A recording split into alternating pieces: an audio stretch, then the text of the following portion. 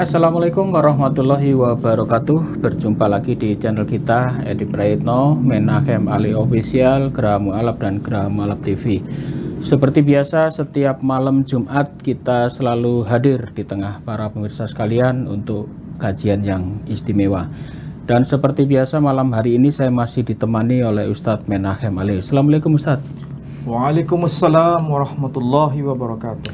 Nah, ini hari Rabu, tanggal 27 Mei. Tadi pagi kita sudah melaksanakan Hari Raya Idul Adha. Jadi kita umat muslim di seluruh Indonesia tadi pagi sudah melakukan penyembelihan kurban, di mana pada peristiwa ini kita pasti merujuk pada suatu peristiwa besar yang dilakukan oleh Nabi Ibrahim bersama sang putra. Nah, di sini memang kadang-kadang ada dua persepsi, apakah yang dikorbankan Ismail atau Ishak. Nah, kira-kira kalau kita melihat pandangan ini Ustadz Ali ya, soal Ismail, kemudian apakah benar ini anak yang dikorbankan, apakah ini ada hubungan dengan Ishak, mungkin Ustadz Ali bisa ceritakan soal ini. Silakan Ustadz. Baik, terima kasih Pak Edi. Kalau kita berbicara mengenai tema yang sangat krusial ini, yakni berkaitan dengan peristiwa agung yang dialami oleh sang putra Ibrahim dalam peristiwa pengorbanan ini, memang dapat kita lakukan pelacakan berdasarkan data-data yang termaktub di dalam Quran, bahkan juga kita bisa komparasi dengan data yang tertulis di dalam kitab-kitab versi Yahudi maupun versi Kristen. Namun coba kita harus mencari meeting point dulu di antara beberapa informasi yang termaktub dalam Quran dengan informasi yang tertulis di dalam kitab-kitab sebelumnya. Di dalam Al-Quran itu kalau kita merujuk pada surah As-Saffat, surah As-Saffat itu surah yang ke-37. Surah As-Saffat surah 37 itu ayat yang ke-102. Mungkin bisa dicek di ini Pak Edi, yang versi terjemahan. Surah As-Saffat ayat yang ke-102. As-Saffat 37 ayat yang ke-102. Maka tatkala anak itu sampai pada umur sanggup, berusaha bersama-sama Ibrahim. Ibrahim berkata, "Hai anakku, sesungguhnya aku melihat dalam mimpi bahwa aku menyembelihmu. Maka fikirkanlah apa pendapatmu." Ia menjawab, "Hai bapakku, kerjakanlah apa yang diperintahkan kepadamu. Insya Allah kamu akan mendapatiku termasuk orang-orang yang sabar." Nah, kita bisa perhatikan ayat yang ke-102 itu dalam versi bahasa aslinya, yakni dalam bahasa Arab. Kita lihat ya, dalam bahasa Arabnya ini, kita cermati ayat yang ke-102, ini merupakan dialog antara sang ayah dengan sang putra yang akan dijadikan kurban. Ayat yang ke-102 disebutkan, Bismillahirrahmanirrahim, falamma balagha ma'ahu sa'ya, maka tatkala anak itu menginjak usia baligh, menginjak usia yang sangat sanggup. Kalau dalam bahasa sederhana, usia baligh. Dalam tradisi Islam, usia baligh itu dikaitkan dengan kaitannya pubertas. Ya, usia pubertas. Ini maksudnya sama dengan tradisi Yahudi, yakni usia bar mizwah. Kalau usia bar mizwah itu usia 12, usia 13. Atau batas maksimal usia 14 tahun. Itu usia bar mizwah. Jadi sebetulnya kalau dikaji dari sisi tradisi Yahudi maupun tradisi Islam ada keterkaitan. Dengan bahasa lain, dalam bahasa Islam, fikih Islam menyebutnya baligh, usia baligh. Sedangkan dalam tradisi Yahudi disebut usia bar mizwah. Seseorang yang sudah dikenai pelaksanaan hukum Taurat. Oke. Jadi falamma balagha ma'us saya, maka tatkala anak itu telah menginjak usia baligh, qala, telah berkata sang ayah itu, dia berkata, ya bunayya, arti harfiahnya, wahai putraku yang amat aku cintai. Ayat Quran menegaskan bukan ya ibni, tapi ya bunayya. Artinya, wahai putraku yang amat aku cintai. Satu istilah ini sebenarnya patut kita cermati. Ini bukan hanya merujuk seorang putra, jenis kelamin putra, tapi ini anak yang sangat dicintai. Ini adalah bahasa redaksi Quran. Jadi pertama, jenis kelaminnya adalah anak laki. Kedua, anak itu sangat dicintai. Dan gaya bahasa Quran ini sepadan, sejajar dengan apa yang tertulis di dalam kitab Torah. Di dalam kitab Torah itu, anak yang dijadikan kurban oleh Abraham juga disebut Asher Ahafta. Makanya di dalam redaksi bahasa Ibrani itu disebutkan Kehna et bincha et ikhidha Asher Ahafta. Ambillah putramu yang satu-satunya itu Asher Ahafta, yang amat engkau cintai. Kalau bahasa Arabnya alladzi tuhibbuhu, yang amat engkau kasihi. Berarti antara bahasa Quran dengan bahasa kitab Torah itu ada kesejajaran makna. Bahwa putra yang akan dijadikan kurban itu adalah putra tunggal Abraham, dan putra ini amat sangat dicintai oleh Abraham. Cuma di dalam bahasa Quran ini tidak disebutkan siapa namanya. Tapi di sini ada dialog. Inni ara fil manam anni adbahuka fanzur ma'adha tara. Sesungguhnya aku telah bermimpi menyembelih engkau. Bagaimana menurut pendapatmu? Qala, telah berkata sang putra, ya abatif alma tu'mar. Wahai ayahku yang amat aku cintai. Berarti ini ada relasi cinta antara sang putra dengan sang ayah. Hanya sekali lagi saya ingin tegaskan, di sini memang tidak disebutkan nama sang putra itu sendiri. Tapi ada bahasa yang tersembunyi di sini. Siapa nama sang tokoh atau sang putra itu? Berkaitan dengan anak yang dilahirkan dari hasil doa yang dipanjatkan oleh Ibrahim. Makanya di dalam redaksi Quran ini, Ibrahim kan meminta kepada Tuhannya, Rabbi habli minas salihin, wahai ya Rabb, ya Tuhan, anugerahkan kepadaku keturunan yang saleh. Doa Ibrahim diijabah, dikabulkan oleh Tuhan, dan Tuhan menjawab, fabasyarnahu bighulamin halim. Maka kami berikan kepada Ibrahim putra yang halim. Ini berarti doanya diijabah, dikabulkan dalam bentuk nama, dikekalkan dalam bentuk nama. Itulah sebabnya anaknya bernama Ismail. Artinya Tuhan telah mendengar. Mendengar apa? Doa yang dipanjatkan oleh Ibrahim. Jadi peristiwa ini pasti terjadi berkaitan dengan putra pertama dari Abraham atau Ibrahim.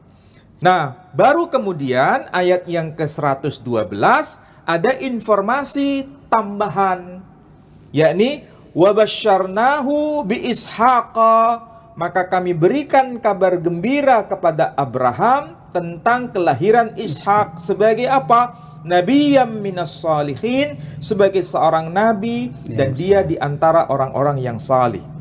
Sedangkan di ayat 101 fabasyarnahu bighulamin halim, maka kami berikan kepada Ibrahim putra yang halim, itu merujuk kepada kakaknya Ishak. Jadi ini bahasa Quran demikian. Dan apalagi kalau kita bandingkan dengan surah Hud, yang istri Ibrahim waktu itu yang bernama Sayyidah Sarah, fadahikat, dia tertawa. Ketika dia tertawa, nanti putranya disebut Ishak. Artinya dia tertawa. Jadi kesimpulan sederhana, diberi nama Ismail karena ada peristiwa berkaitan dengan sang tokoh yang bernama Ibrahim. Minta kepada Tuhannya dan doanya dikabulkan. Sehingga namanya Ismail. Sementara Sayyidah Sarah dia menertawakan dirinya. Kemudian anak itu lahir, diberi nama sesuai peristiwa yang dialami istri Ibrahim, tertawa, maka anak itu diberi nama Ishak. Ini yang dalam bahasa di kampus namanya etiologi. Asal usul nama berkaitan dengan peristiwa yang melatarinya. Ini kan biasa ya dalam tradisi manapun, baik tradisi keagamaan atau tradisi kebudayaan secara umum. Diberi nama Selamat, supaya selamat itu pasti ada kaitan. Kenapa? Oh, anak ini sakit-sakitan, kemudian diberi nama selamat. Supaya apa? Dia selamat dari berbagai macam penyakit. Atau bejo. Atau disebut nama bejo. Kenapa? Karena selama ini hidupnya kesusahan, supaya nanti itu hidupnya berkelimpahan, anak itu diberi nama bejo. Ini bahasa yang sifatnya universal sebenarnya. Hanya saja Quran memberikan contoh secara konkret berkaitan dengan nama Ismail dan Ishak. Itulah sebabnya, tolong dicek Pak Edi, ayat yang termaktub di dalam surah Ibrahim, yakni surah ke-14, ayat yang ke-39. Surah Ibrahim. Segala puji bagi Allah yang telah menganugerahkan kepadaku di hari tuaku Ismail dan Ishak. Sesungguhnya Tuhanku benar-benar maha mendengar atau memperkenankan doa. Nah, perhatikan di sini ya. Ini surah Ibrahim ayat yang ke-39. Disebutkan Alhamdulillahilladzi wahabali 'alal kibari. Segala puji bagi Allah yang telah menganugerahkan kepadaku di masa yang sangat tua. Jadi usia Ibrahim itu tua. Ya, 100 waktu itu. Dan pada masa usia tua baru lahir putra pertama disebut Ismail, putra kedua disebut Ishak. Makanya di sini redaksinya tertulis Ismaila wa Ishaqa inna rabbi lasami'ud du'a. Sesungguhnya Tuhanku maha mendengar atas doa yang dipanjatkan. Berarti dua putra ini, yakni Ismail dan Ishak, itu lahir di masa Abraham sangat tua. Ya. Nah, sekarang kita cek Pak Edi. Di dalam satu tafsir yang ditulis oleh Abdullah Yusuf Ali. Ini saya bawakan tafsir Abdullah Yusuf Ali. Ini ada versi bahasa Indonesianya sudah diterjemahkan sekarang. Saya bawakan yang versi Indonesia saja, tapi sebenarnya ini yang ori dalam versi bahasa Inggris. Ketika menjelaskan surah As-Saffat, surah ke-37, ayat yang ke-102, kemudian ayat yang ke-112. 3 dan khususnya 102 ya. Di situ ada penjelasan penting dari Abdullah Yusuf Ali. Beliau berkata demikian. Sementara Ismail anak Ibrahim lahir ketika Ibrahim berusia 86 tahun. Ini bisa dicek dalam kitab Kejadian pasal 16 ya, ayat yang ke-16. Pasal 16 ayat yang ke-16. Ini berarti Ismail lebih tua 14 tahun dari Ishak. Karena ketika Ishak itu lahir, usia Ibrahim itu 100 tahun. Bisa dibaca dalam kitab Kejadian pasal 21 ayat yang kelima. Selama dalam umur 14 tahun itu, Ismail adalah anak Ibrahim satu-satunya. Jadi Ishak tidak pernah menjadi anak Ibrahim satu-satunya. Namun dalam membicarakan kurban itu, Perjanjian Lama mengatakan, maksudnya di dalam kitab Kejadian pasal 22 ayat 2, firman-Nya, ambillah anakmu yang tunggal itu yang engkau kasihi yakni Ishak, pergi ke tanah Moria dan persembahkanlah dia di sana sebagai korban bakaran pada salah satu gunung yang akan kukatakan kepadamu. Betapapun juga kesilapan ini menunjukkan mana terjemahan yang lebih tua dan bagaimana hal itu sampai tidak terlihat seperti halnya dengan naskah-naskah Yahudi dewasa ini, hanya untuk kepentingan suatu agama suku. Tanah Moria itu tidak jelas. Ini pernyataan dari Abdullah Yusuf Ali. Kenapa beliau mengatakan tanah Moria itu tidak jelas? Ini perlu penjelasan. Artinya kalau kita baca tulisan Abdullah Yusuf Ali, berarti dia membaca berbagai referensi. Memang istilah tanah Moria yang termaktub dalam kitab Kejadian pasal 22 ayat 2 itu yang lebih tua naskahnya, yakni teks Septuaginta, itu tidak tertulis tanah Moria. Malah tertulis istilah Hupselon. Hupselon itu artinya tanah yang tinggi, yang dalam bahasa sederhana disebut bukit. Hanya disebut tanah yang tinggi. Itu dokumen abad ketiga sebelum Masehi. Sedangkan tanah Moria, Eretz HaMoria, yang versi bahasa Ibrani, itu dokumen abad ke-9 Masehi. Artinya Abdullah Yusuf Ali sangat tahu bahwa istilah tanah Moria atau Ibraninya tertulis Eretz HaMoria itu tidak jelas. Karena baru muncul pada dokumen abad ke-9. Sementara abad yang ketiga sebelum Masehi, teks Septuaginta versi bahasa Yunani justru tertulis Hupselon, tanah yang tinggi. Atau bahasa kita menyebutnya bukit. Daerah itu jaraknya 3 hari perjalanan dari tempat Ibrahim. Bisa dirujuk kitab Kejadian pasal 22 ayat yang keempat. Untuk menyamakannya dengan Bukit Moria yang di tempat itu kemudian didirikan Yerusalem.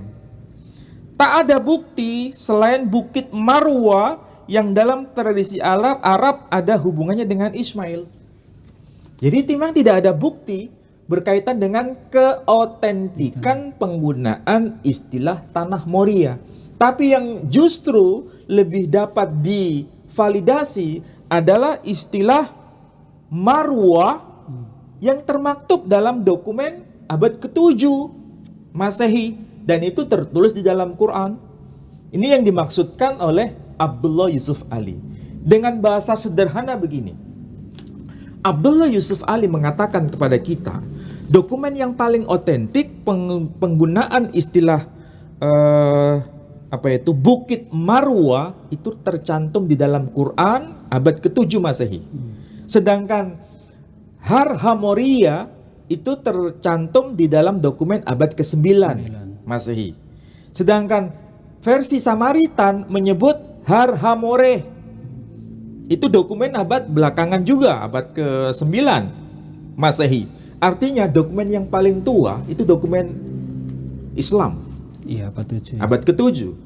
Dan dokumen yang lebih tua dari itu, yakni abad ketiga sebelum Masehi, malah tidak disebut tempatnya Marwa, tidak disebut Moria, tidak disebut More, hanya disebutkan bukit atau tempat yang tinggi yang dalam bahasa Yunani disebut Hupselon. Kalau begitu, di antara 3 kemungkinan ini yang paling tua yang mana? Iya, abad 7. Abad ke-7, Bukit Marwa. Itulah yang dimaksudkan oleh Abdullah Yusuf Ali. Dan itu ada kaitan dengan hubungannya dengan Ismail. Itulah sebabnya dalam Quran ketika menyebut Innas Safa wal Marwa, itu kan pelaksanaan ibadah haji sekarang. Itu kan lari-lari kecil.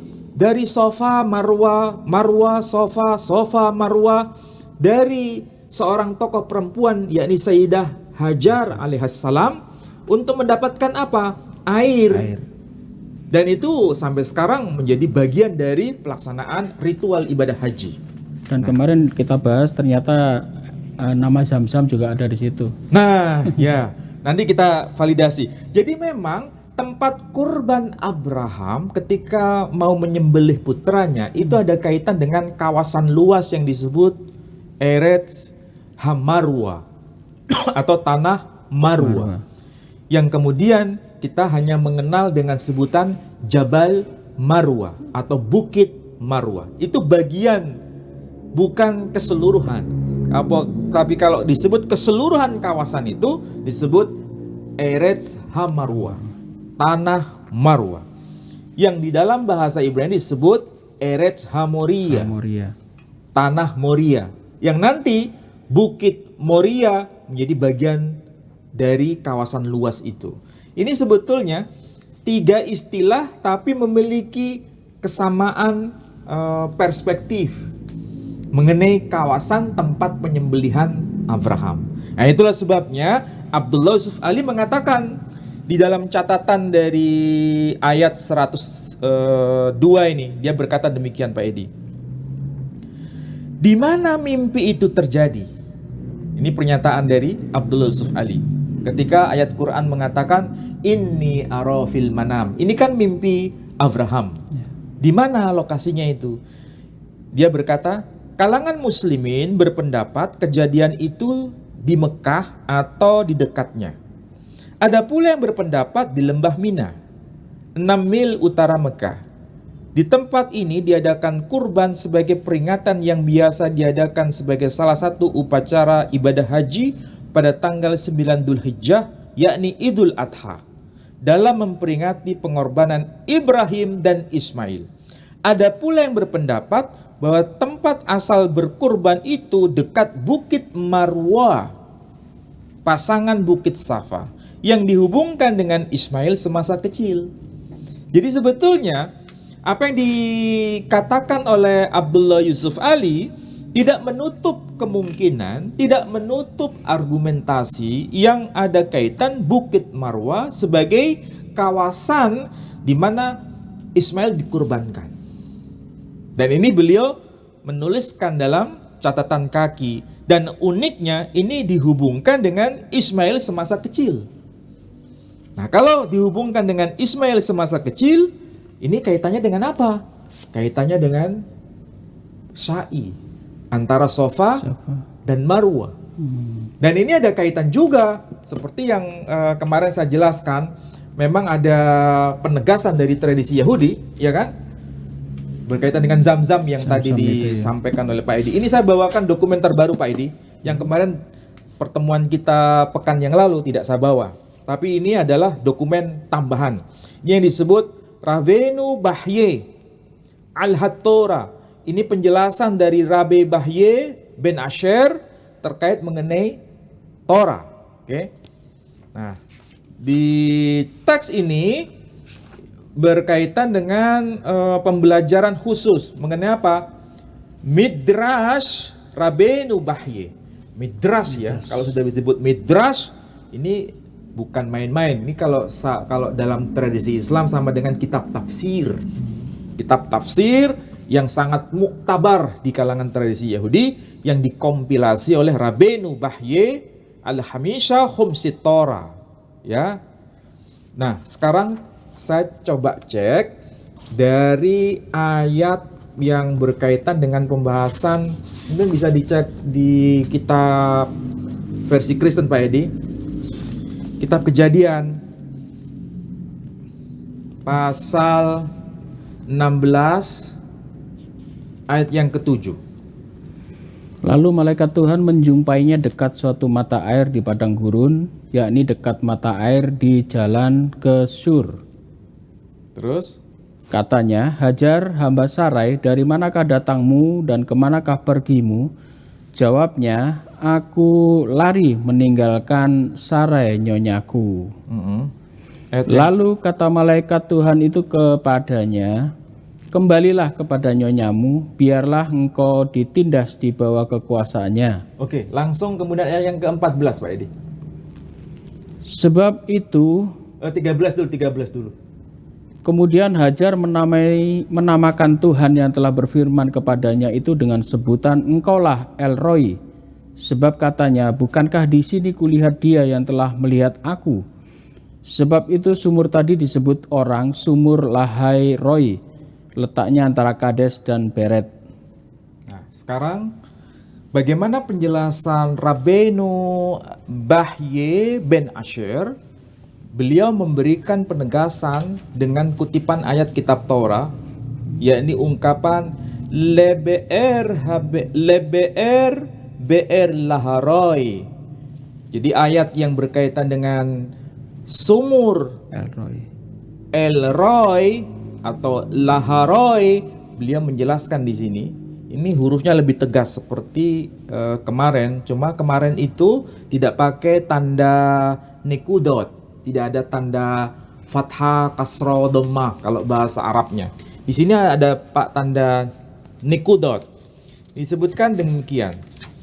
Ki bekhol syana, karena setiap tahun hayu Ismailim, ada orang-orang kaum keturunan Ismail, hogim yang menjalankan ibadah haji, atau orang-orang yang berhaji, persis seperti kemarin ya, mereka wukuf di Arafah, dan hari ini tanggal 10 Dzulhijjah mereka menyembelih kurban. Kaum muslimin menyembelih kurban. Nah, di sini disebutkan hogim, orang-orang berhaji, LHBR hazot, menuju sumur itu, yakni sumur Laharoy, gam hayyom, dan hari-hari ini yikare BR Zamzam. Sumur itu, yakni sumur Laharoy itu disebut dengan istilah BR Zamzam. Perhatikan di sini kata yang penting ini. Zain, mim, zain, mim, Zamzam. Ini sebagaimana penjelasan Rabi Bahye bin Asher. Ya, ini kalau kita bandingkan dengan apa yang tertulis dalam kitab ini, yakni kitab Hamisha Khumsi Torah. Ini kan Humash ya, Humash Mikraot Gedolot, tapi ini Sefer Bereshit.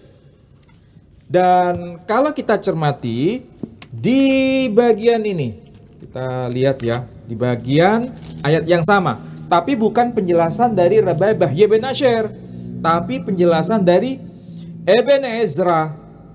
Ibn Ezra berkaitan dengan ayat yang sama, yakni BR Laharoy.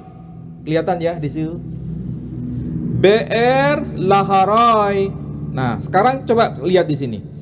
Ki bekhol syana hayu hogim hayishmailim LHBR hazot gam hayyom yikare BR Zamzam. Kalau diterjemahkan maksudnya sama. Ki bekhol syana, karena setiap tahun hayu hogim, ada orang-orang yang melaksanakan ibadah haji. Hayishmailim, dari antara kaum keturunan Ismail, LHBR hazot, menuju sumur itu, gam hayyom, dan pada hari-hari ini yikare, disebut BR Zamzam. Hurufnya sama, zain, mim, zain, mim. Berarti apa yang tertulis di kitab ini merujuk pada tulisan Ibn Ezra, juga kitab ini merujuk tulisan Rabenu Bahye bin Asher. Tidak ada perdebatan. Ya, sama. Bahwa itu ada kaitan dengan apa? Sumur Zamzam, dan itu merujuk pada Ismail. Yang membuat kita semakin bertanya-tanya, ternyata Ismail yang dijadikan kurban, saya ulangi lagi, Ismail yang dijadikan kurban itu tertulis di dalam kitab nasab generasi awal. Kitab nasab. Jadi kalau sudah bicara kitab nasab itu kan bukan sekedar informasi global. Ini berkaitan dengan tokoh penting yang hubungannya dengan soal genealogis. Kalau bicara kitab nasab di sini lebih jelas tuh. Kitab Nasabi Quraisy. Ini kitab nasab Quraisy ya. Tulisan dari Abi Abdillah Al-Mus'ab bin Abdillah bin Mus'ab Az-Zubairi. Ya, tahunnya jelaskan 236. Tapi dia mengutip dari tokoh perawi hadis generasi yang paling awal, merujuk pada Az-Zuhri. Ini kalau sudah menyebut Imam Az-Zuhri, Semua pasti tahu. Nah, perhatikan ya. Saya hubungkan dengan informasi yang ada di sini di halaman yang ke berapa ini? Ketiga. Ini kan disebut dengan nama yang jelas tuh. Az-Zuhri. Namanya Az-Zuhri. Di sini ada ungkapan yang sangat penting untuk diketahui, yakni merujuk pada nasabnya siapa? Nasab Ma'ad bin Adnan. Di sini disebutkan Ma'ad bin Adnan bin Udad. Kemudian mereka ini nanti nasabnya nyambung ke siapa? Nabit bin Kaidar bin Ismail bin Ibrahim Khalilullah sallallahu alaihi wasallam. Ya, jadi ini berkaitan dengan Ma'ad bin Adnan. Ini leluhurnya siapa? Sedangkan Ma'ad bin Adnan itu keturunan Ismail bin Ibrahim. Oke, jadi Ibrahim punya anak yang namanya Ismail. Ismail punya keturunan yang sampai kepada Ma'ad bin Adnan. Nah, dari sini nanti kita tahu ternyata di sini ada penjelasan sampai kepada bin Nabat bin Kaidar bin Ismail Dabihullah ibn Ibrahim Khalilullah. Pak Edi tahu maksudnya ini? Berarti Nabi kita Muhammad sallallahu alaihi wasallam ya, yakni keturunan dari Ma'ad bin Adnan. Artinya Ma'ad bin Adnan itu keturunan Nabat, keturunan Kaidar, keturunan Ismail, keturunan siapa? Ibrahim. Tapi di sini ada penjelasan. Ismail Dabihullah. Apa artinya? Ismail itu sembelihan Allah. Bin Ibrahim, putra Ibrahim, Khalilullah, kekasihnya Allah. Ini tercatat dalam kitab Nasab Quraisy.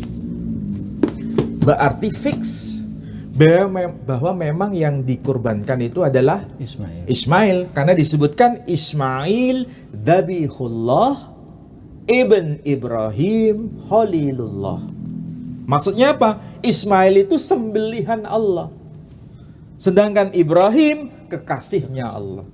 Jadi kita harus populerkan mulai sekarang Ismail Dabihullah. Jadi bukan hanya disebut Ismail, tapi Ismail Dabihullah alaihissalam.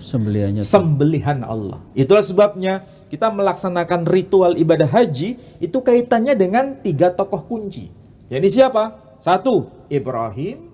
2, Hajar. 3, Ismail. Dan ini dalam satu rangkaian yang disebut Idul Kurban itu sendiri. Jadi ibadah haji itu napak tilas dari 3 tokoh kunci ini. Dan itu diperingati setiap tahun. Ini berkaitan dengan kurban cinta yang agung.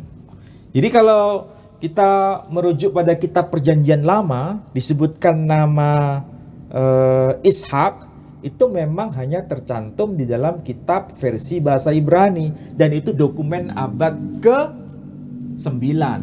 Sedangkan dokumen abad ke-3 sebelum Masehi, teksnya itu nggak ada, hilang. Dan tidak muncul nama Ismail dan tidak muncul nama Ishak, tidak ada. Artinya apa? Tidak bisa diklaim bahwa itu adalah yang dikorbankan Ishak itu. Berdasarkan dokumen abad ke-3 sebelum Masehi. Karena memang nggak ada teksnya. Oh, teksnya nggak ada? Teksnya nggak ada. Entah teksnya itu hilang atau memang sudah korup, tapi faktanya memang teksnya nggak ada. Kemudian ditambahkan pada? Justru itu baru muncul nama Ishak pada dokumen kitab Kejadian, Sefer Bereshit, pada masa abad ke-9 Masehi. Setelah Islam turun. Nah, itu logikanya setelah Islam sudah eksis. Dan memang kita harus membandingkan data-data itu semua. Dan kalau kita cermati dari pembahasan saya kemarin, ya, saya belum bahas kenapa ya ada informasi penting di sini. Antara Taurat Samaria dengan Taurat versi Yahudi, itu kan tercantum lokasi kurban itu di dua tempat yang berbeda. Moria dan yang satu menyebut Har Hamoria, yang satu itu versi Yahudi. Yang satu menyebut Har Hamore, versi Samaritan.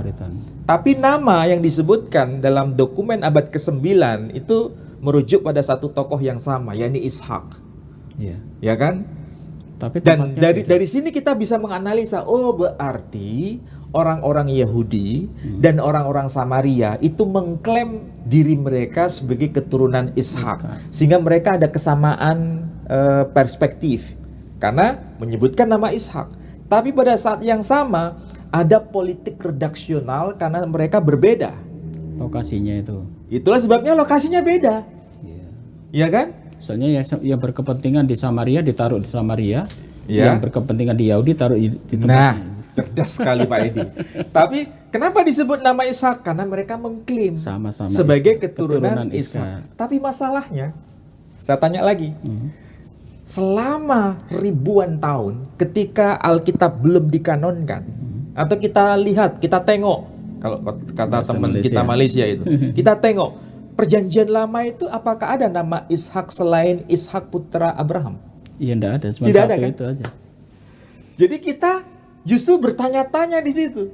Kalaupun mereka, kaum Yahudi, kaum Samaritan, mengklaim sebagai keturunan Ishak, tapi faktanya nama Ishak tidak pernah populer dalam kitab perjanjian lama, kecuali hanya tokoh yang bernama Ishak putra Abraham. Sementara Ismail ada 5 Sementara tokoh. nama Ismail itu banyak sekali muncul dalam kitab perjanjian lama, dan itu menjadi bagian dari tradisi kitabnya Yahudi sendiri. Iya, dan keturunan orang top. Dan mereka bagian dari tiga suku besar. Suku besar. Nama Ismail itu dipakai sebagai nama populer dan nama orang-orang besar. Ada Lewi, Dari suku Lewi ada Yehuda. nama Ismail dipakai. Dari suku Yehuda ada dipakai nama Ismail. Benyamin. Ada suku Benyamin. Di antara mereka ada nama-nama tokoh yang bernama Ismail. Semua ternyata punya kaitan dengan tokoh yang bernama Ismail putra Abraham. Tapi kenapa tertulis nama Ishak? Di abad 9 lagi. Dan itu abad 9. Berarti kan ada tanda tanya besar. Betul. Setelah Islam lahir. Iya. Tapi kalau di kalangan bangsa Arab kan sudah familiar penggunaan nama Ismail itu. Bahkan di kalangan Yahudi pun sebetulnya sudah populer, betul. ya kan? Nah, menariknya kalau kita baca kitab perjanjian baru, ya kan? Kita baca kitab perjanjian baru, itu kan Yesus berkata, kamu tidak akan beribadah di gunung ini dan atau tidak akan beribadah di gunung itu. Iya. Ini sebetulnya ada indikasi. Memang perbedaan itu. Dua komunitas besar, yakni Yahudi dan Samaria ini saling bertarung mengenai lokasi sakral tempat kurban itu terjadi. Dan Yesus tahu itu. Dan Yesus pun tahu mengenai perdebatan lokasi kurban itu, lokasi pelaksanaan kurban. Yang lebih mengagetkan kita lagi, kalau kita baca Injil Injil Barnabas, ini memang pernah kita bahas kan? Yeah. Kalau itu menjadi polemik Injil Barnabas itu. Tapi saya tidak akan bicara mengenai polemiknya. Saya bicara mengenai dokumen yang ditulis dalam Injil Barnabas, itu ada penegasan bahwa yang dikurbankan itu adalah Ismail. Ini pernyataan Yesus sendiri dalam Injil Barnabas. Dan Injil Barnabas itu sudah eksis minimal abad ke-4 Masehi sebelum Islam lahir. Risalah Nabi kita Muhammad SAW turun di muka bumi ini. Karena ada larangan dari imam pemimpin ya, intinya ya. Dari Paus Gelasius beliau mengeluarkan maklumat, mengeluarkan dekret yang disebut Decretum Gelasianum untuk melarang pembacaan kitab yang disebut Evangelium Barnabae. Dan itu abad keempat. Oh iya. Abad keempat sudah ada pelarangan. Artinya Injil Barnabas sudah ada pada masa itu. Dan ini kalau dikaitkan itu semacam puzzle. Puzzle-nya itu ada 3 Pak Edi. 1, apa yang dikatakan Injil Barnabas, bahwa yang disembelih itu adalah Ismail. Siapa yang mengatakan begitu? Yesus sendiri. Oke. Kedua, puzzle yang tertulis dalam Injil Yohanes. Injil yang ada di dalam Injil kanonik, kitab perjanjian baru. Yesus berkata, kamu tidak akan Tidak beribadah di berbakti. tempat ini dan di tempat gunung itu. itu. Tidak di gunung ini dan tidak di gunung Ya. itu. Ini sudah puzzle yang kedua. Yang ketiga, apa yang tertulis dalam Taurat versi Yahudi dan versi Samaria tertulis dua tempat, dua lokasi yang berbeda, Hamoria. yakni Har Hamoria dan Har Hamoreh. Amore. Yang satu disebut Bukit Moria, yang satu disebut Bukit More. Berarti ini puzzle sudah saling menguatkan satu dengan yang lain. Ini terlepas dari kontroversi Injil Barnabas itu abad keberapa. Tapi yang jelas di sini ada penegasan. Lokasi berbeda, ya kan? Antara Bukit Moria Moria dan More. Bukit More. Kedua, pernyataan dari Yesus sendiri, kamu tidak akan beribadah di gunung ini dan di gunung itu. Ya. Yang ketiga, yang disembelih adalah Ismail. Semua itu puzzle, Ya. ya kan? Ya, baik saudaraku sekalian, sudah terjawab ya teka-teki polemik siapa yang dikorbankan. Ternyata dari keterangan Ustadz Ali sudah kita tunjukkan bukti-buktinya. Ini kitab-kitabnya juga kita bawa semua. Jadi semua merujuk kepada Ismail. Dan dokumen yang tertua yang merujuk lokasi tempat dikorbankan Ismail adalah di Marwah itu ya, di Bukit Marwah. Di Bukit Marwah itu lokasinya di Arab Saudi. Di situ ada sumur Zam-Zam, dan itu juga disebut di dokumen-dokumen Kitab lama Yahudi ini. kitab Yahudi juga menyebut ya. Dan kenapa muncul penyebutan bahwasanya yang dikorbankan itu Iskak, ternyata itu lahir juga di abad ke-9. Baru muncul di abad muncul ke-9. di abad ke-9. Sementara di abad-abad yang dulu itu pun tidak pernah disebut, bahkan lokasi di tempat penyembelihan itu hanya disebut sebagai bukit saja. Bukit ya, tempat yang tinggi. Tempat yang tinggi. Jadi memang sudah terbongkar di sini ya. Jadi untuk masalah ini sebetulnya kalau Anda sudah menyimak ini sudah bisa mengambil kesimpulan dari perdebatan yang lama itu, nggak ada ujung pangkalnya. Kalau Anda bisa melihat ini, Anda akan menemukan kebenaran dan puzzle-puzzle itu kita temukan. Jadi tadi sudah Ustadz Ali sudah mengatakan ini sebetulnya puzzle-puzzle dan merujuk kepada siapa bisa Anda putuskan sendiri. Dan ini kita sajikan dokumennya ya Ustadz Ali ya. Demikian saudaraku ya, untuk Anda yang mendukung kegiatan kami, di mana kami kemarin sudah melaksanakan acara seminar, kita sudah melaksanakan acara dialog Islam dan Kristen di Hotel Sahid dan berjalan dengan lancar. Ini juga tak luput dari dukungan dari para donatur sekalian. Untuk itu kami atas nama Yayasan Pembina Mu'alafah Tauhid Jawa Timur mengucapkan banyak-banyak terima kasih atas dukungannya. Dan semoga apa yang Bapak Ibu sedekahkan kepada yayasan kami mendapat balasan dari Allah Subhanahu wa Ta'ala. Dan untuk Bapak Ibu yang ingin mendukung kami di kegiatan selanjutnya, termasuk pembinaan para mu'alaf dan sebagainya, Anda bisa scan barcode di sebelah saya ini. Insya Allah kita akan melakukan menjalankan apa yang sudah diamanahkan kepada kami, dan semuanya ini akan kami lakukan dengan sebaik-baiknya. Demikian. Dan untuk Ustadz Ali mungkin ada closing, silakan. Baik, yang pertama yang harus menjadi perhatian kita semua, kitab nasab generasi awal yang judulnya Kitabun Nasabi Quraisy yang ditulis oleh ulama besar hidup di era generasi awal, yakni Abi Abdullah Al-Mus'ab bin Abdullah bin Al-Mus'ab Az-Zubairi.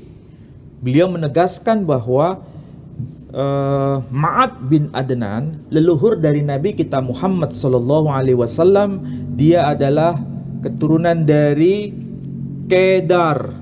Disebutkan di sini keturunan dari Kedar, dan Kedar itu ada penjelasan di sini. Kedar bin Ismail Dzabihullah. Kedar itu putra Ismail, sembelihan Allah.